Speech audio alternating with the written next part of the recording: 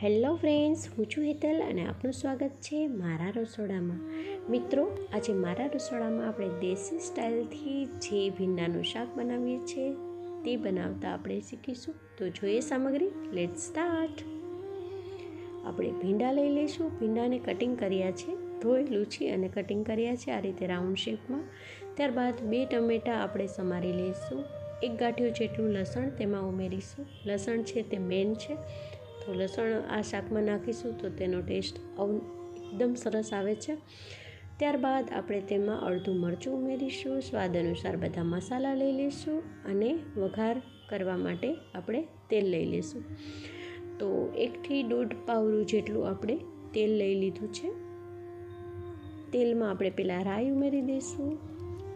ત્યારબાદ થોડું જીરું ઉમેરી દઈશું. ત્યારબાદ 4 થી 5 દાણા તેમાં મેથીના ઉમેરી દઈશું. ત્યારબાદ અડધી ચમચી હિંગ ઉમેરી અને તેમાં લસણ અને મરચું ઉમેરી દઈશું. ત્યારબાદ આપણે ભીંડા ઉમેરી અને એકદમ સાંતળી લઈશું.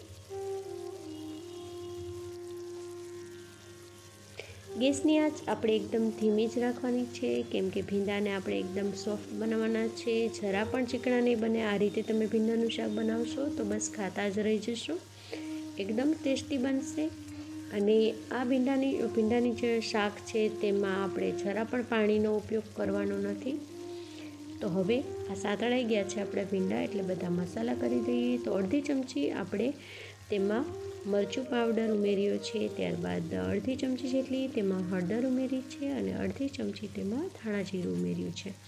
સ્વાદ અનુસાર આપણે તેમાં નિમક ઉમેરી દઈશું. મિત્રો, તમને જેટલું તીખું પસંદ હોય તે પ્રમાણે તમે તેમાં મરચું પાવડર ઉમેરી શકો છો.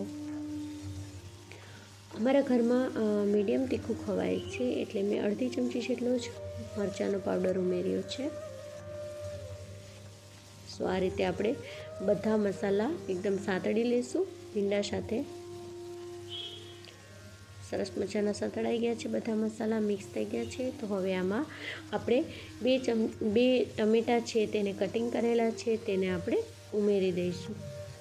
આ રીતે ફરી એક વખત સાંતળી લઈશું.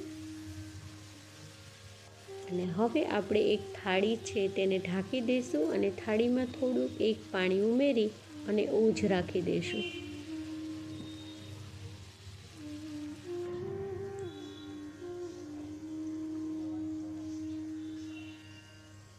પા ગ્લાસ જેટલું તેમાં પાણી ઉમેરી દઈશું અને આ ઓજ ઉપર જ આપણે એકદમ ભીંડાનું શાક ચડવા દેવાનું છે. તો 3 થી 4 મિનિટ જેવો ટાઈમ થઈ ગયો છે. તમે જોઈ શકો છો કે સરસ મજાનું આપણું ભીંડાનું શાક કેવું સરસ ટેસ્ટફુલ બની ગયું છે.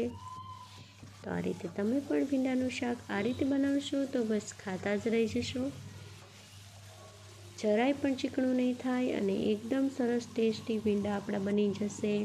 નેચરલ ટેસ્ટથી ભરપૂર આ સરસ મજાનું ભીંડાનું શાક તમે ખાઈ શકો છો. મિત્રો, આ રીતે તમે બનાવશો તો બસ ભીંડાનું શાક ખાતા જ રહી જશો. જો તમને આ રેસીપી પસંદ આવી હોય તો જલ્દીથી લાઈક કરજો. તમારા મિત્રો સુધી આ રેસીપી પહોંચાડવા માટે જલ્દીથી શેર કરજો.